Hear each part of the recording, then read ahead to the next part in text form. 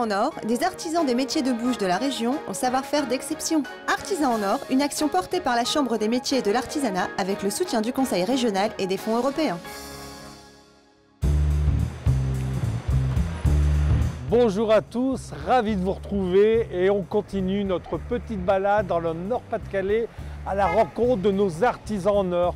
Et ici on est à Gourdecourt et on va rencontrer un couple de frères très sympathiques. Ils sont installés ici avec leur père depuis 1961. Et je dois l'avouer, c'est mon âge. Enfin, bail. Suivez-moi.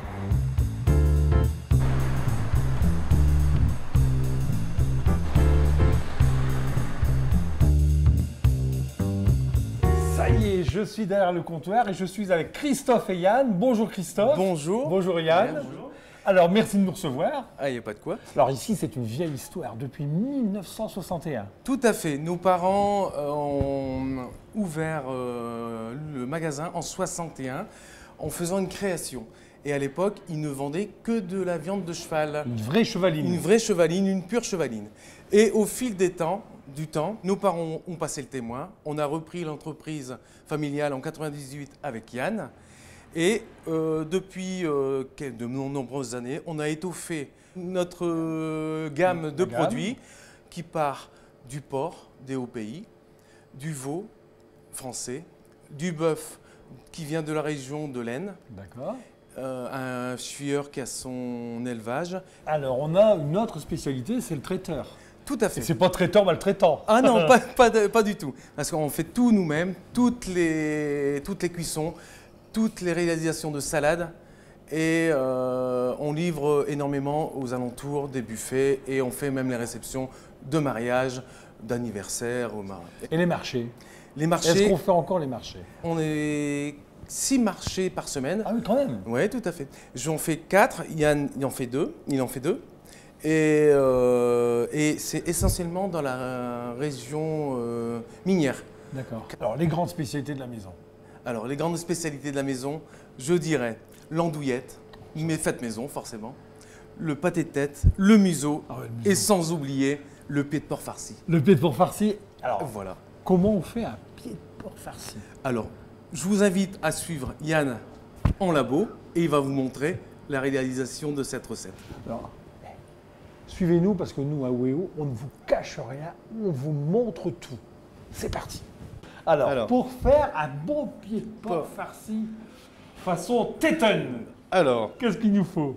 Déjà, avant tout, on utilise des pieds de porc. On prend pieds de porc les porcs des hauts pays. Donc, ces pieds de porc sont salés 48 heures en saumure pour déjà donner le goût du sel et la couleur rosée. Donc, ces pieds de porc, nous allons les cuire dans un bouillon. D'accord. Traditionnel, oignons, poireaux, thym.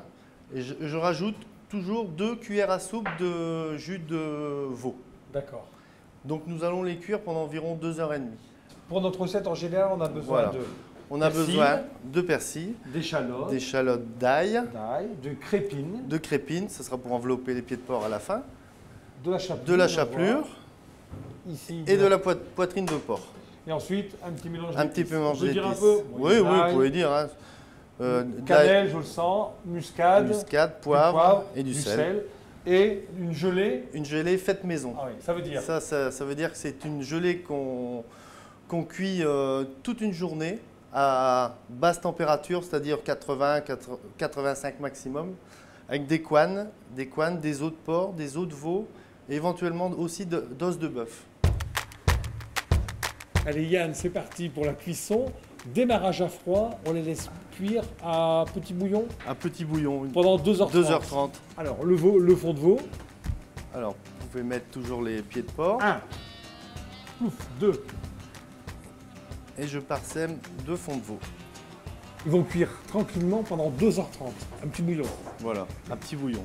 Pendant ce temps-là, on va faire la suite. Tout à fait. On y va. 2h30 plus tard, c'est la magie de la télé. Nos pieds sont cuits, maintenant on va les égoutter, les désosser. Allez Yann, on y va, hein, parce que c'est du boulot. Hein. Désosser des cochons. On enlève tout simplement les os.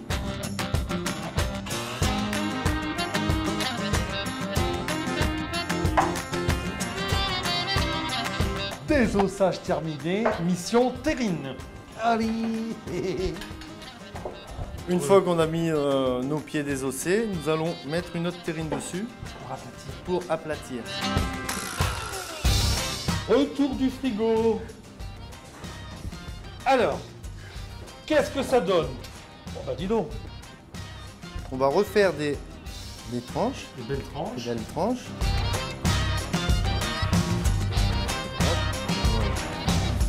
Nos pieds de porc ont été coupés en petits morceaux. Alors bien sûr, il n'y a pas 2 pieds de porc là, il y en a au moins 6 ou 8. Ouais, c'est ça.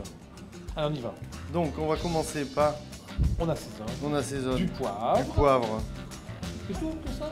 3 bonnes pincées, muscade et de la cannelle, pareil. Mais toujours un peu d'ail semoule. On a coupé nos échalotes et nos os. Exact. Ensemble. Et on mélange. On a cisé notre farci. Voilà. Maintenant, on remplit notre moule pour le four.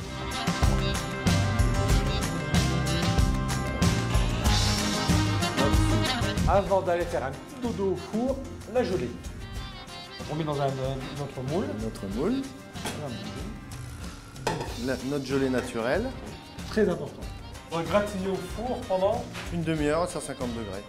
Après avoir fait cuire nos pieds de porc, ils ont reposé pendant une nuit au frigo. C'est parti, le démoulage. Un grand couteau. Couteau Dur, ça. de chaque côté. Ah. Nous allons faire des tronçons.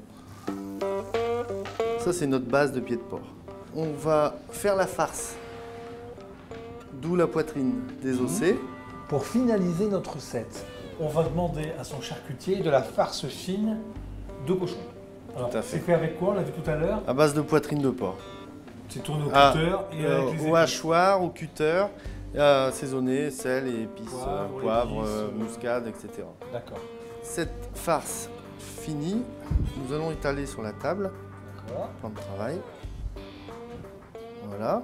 Et nous allons façonner nos pieds de porc. Voilà.